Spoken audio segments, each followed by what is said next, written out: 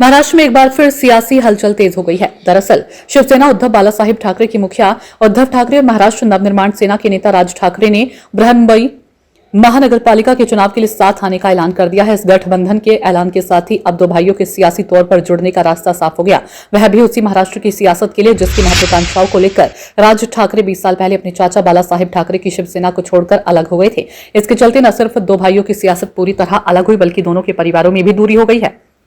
सबसे पहले बात उन स्मिता ठाकरे की जिनकी मुख्यमंत्री से मुलाकात सुर्खियों में है। स्मिता ठाकरे उद्धव ठाकरे के बड़े भाई जयदेव ठाकरे की दूसरी पत्नी रही हैं।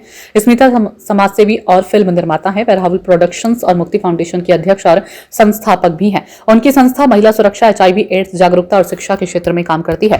स्मिता बॉलीवुड की पार्टियों में भी अक्सर नजर आती है। स्मिता और जयदेव के दो बेटे राहुल और ऐश्वर्य हैं। हालांकि स्मिता और जयदेव का 2004 में तलाक हो चुका है। स्मिता से तलाक के बाद जयदेव और बाला साहेब ठाकरे के रिश्ते खराब हो गए थे। इस तलाक के बाद स्मिता जहां अपने ससुराल वालों के साथ मातोश्री में रहती रही, तो वहीं जयदेव परिवार से अलग रहने लगे। तलाक के बाद जयदेव ने तीसरी शादी अनुराधा से की। अनुराधा और जयदेव की एक बेटी माधुरी है। इससे पहले जयदेव जयश्री कलकर के साथ भी शादी कर चुके थे, जिससे उनका एक बेटा जयदीप है। आमतौर पर सुर्खियों से दूर रहने वाले जयदेव ठाकरे पिता के निधन के वक्त सार्वजनिक तौर पर नजर आए थे। इसके बाद परिवार से संपत्ति विवाद के चलते सुर्खियों में रहे थे। हालांकि बाद में उन्होंने ये केस वापस ले लिया था। दरअसल बाला साहेब ने अपनी वसीयत में जयदेव को कुछ भी नहीं दिया था। जयदेव ने वसीयत को गलत बताते हुए कहा कि उनके पिता की मानसिक स्थिति ठीक नहीं थी और भाई उद्धव ठाकरे का उन पर प्रभाव था।